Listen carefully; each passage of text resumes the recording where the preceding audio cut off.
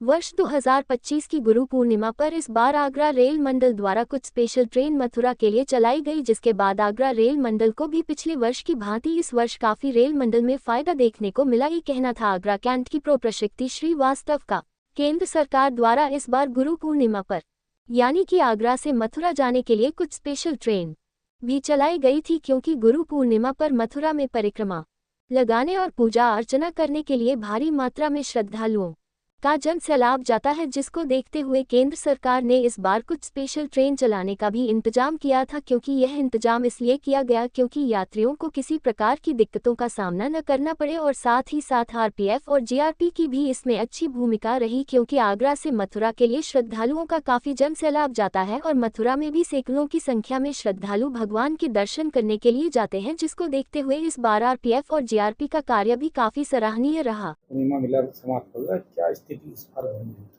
2025 का गुरु पूर्णिमा मेला मथुरा गोवर्धन क्षेत्र में 5 जुलाई से 12 जुलाई तक रहा।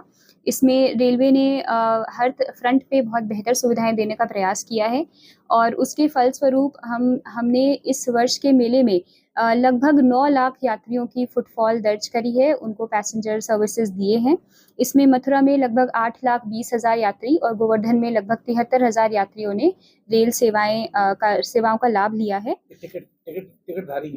टिकटधारी फुटफॉल को डबल करते हैं तो टिकटधारी लगभग 4 लाख लोगों ने रेलवे से टिकट खरीदे हैं।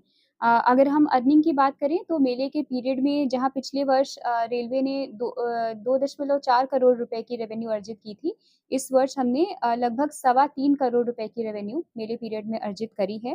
ट्रेन सर्विसेज की बात करें तो मेले में जो बढ़ी हुई भीड़ की आशंका थी, उसको देखते हुए जहां पिछली बार रेलवे ने 50 ट्रेन ट्रिप्स चलाई थी मेला स्पेशल की, इस बार हमने 140 ट्रेनें संचालित करी हैं।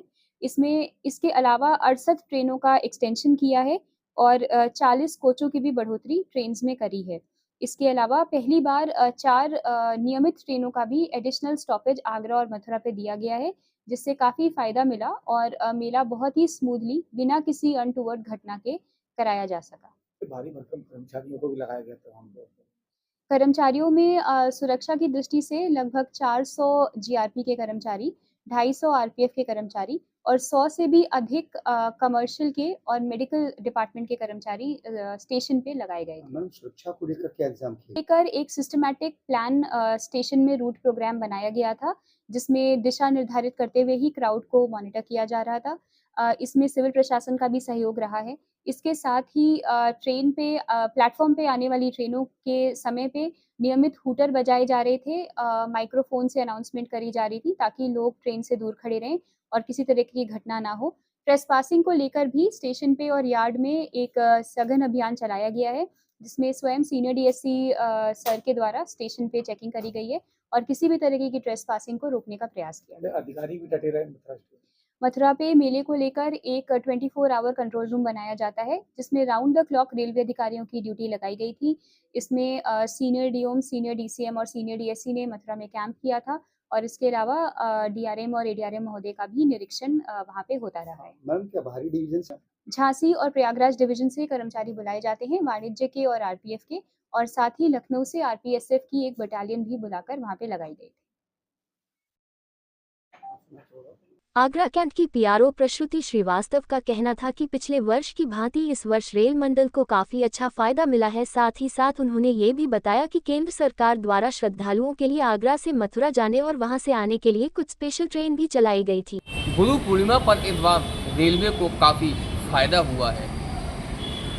आगरा रेल मंडल की पीआरओ प्रश्रुति श्रीवास्तव द्वारा बताया गया है कि इस बार गुरु पूर्णिमा पर कुछ स्पेशल ट्रेनें भी चलाई गई थी। पिछले साल की भांति इस बार गुरु पूर्णिमा पर रेलवे को काफ़ी फ़ायदा देखने को भी मिला है और वहीं जीआरपी और आरपीएफ द्वारा भी यात्रियों को किस तरीके की सुविधा दी जाए, यात्रियों को रेलवे आगरा कैंट से और मथुरा तक किस तरीके से पहुंचाया जाए, जो कि परिक्रमा पर इस बार गुरु पूर्णिमा पर मथुरा में भीड़ देखने को मिली है। यात्रियों को किसी प्रकार की दिक्कतें ना हो, उस दिक्कतों का कैसे सामना किया जाए, उस सब चीज़ों का भी वहाँ ध्यान रखा गया था। तो श्री श्रीवास्तव ने बताया कि इस बार रेलवे को 1 करोड़ से भी अधिक का फायदा हुआ है।